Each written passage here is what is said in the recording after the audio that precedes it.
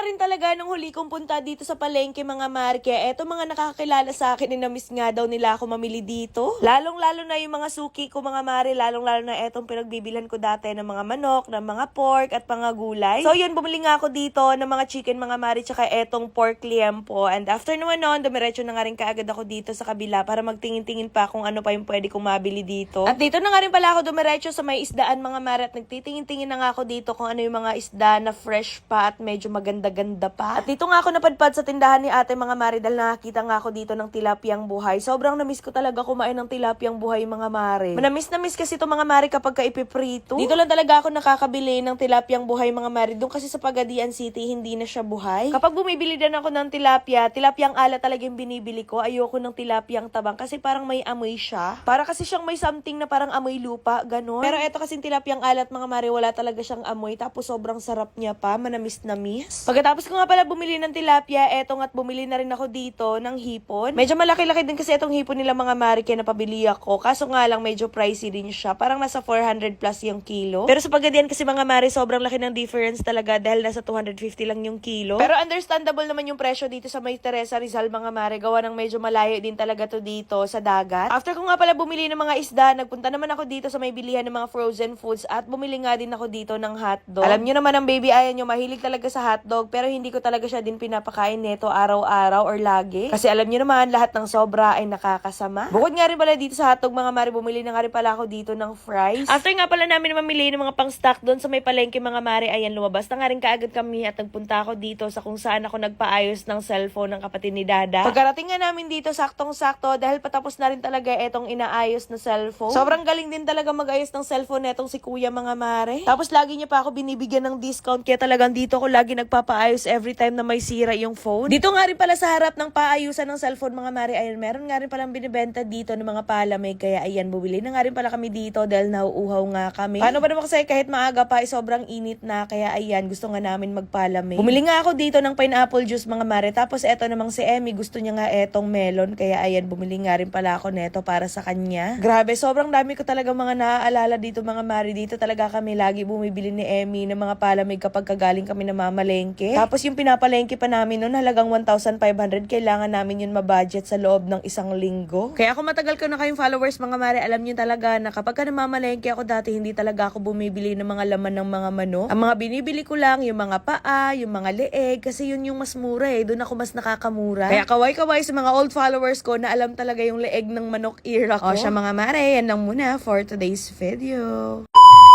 Oops! Huwag nyo na muna skip itong video na to dahil sa video nga na to, tuturuan ko kayo kung paano manalo at maglaro dito sa May Apaldo. So dito sa May Apaldo guys, napakaraming yung nga palang games na pwedeng pagpilian.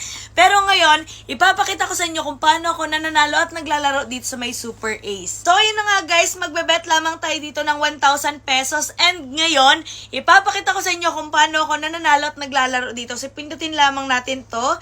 And then mag-i-start na siya. Tingnan natin kung mananalo tayo ngayon. Ayan, let's go. 600! Ayan, nanalo tayong 600 pesos. 1-2! Nanalo ulit tayo, guys. 600 at 1-2. O, diba? Napakadali lang talaga manalo. Ay, 100! Napakadali lang talaga manalo at maglaro dito, guys. Ayan, nanalo tayong 100 pesos. 600 ulit! O, diba? Ay, 500! O, diba? Ganun lang talaga kadaling manalo at maglaro dito sa May Apaldo, guys. Kaya kung ako sa inyo, i-click nyo na yung link na nasa comment section at mag-register na rin kayo.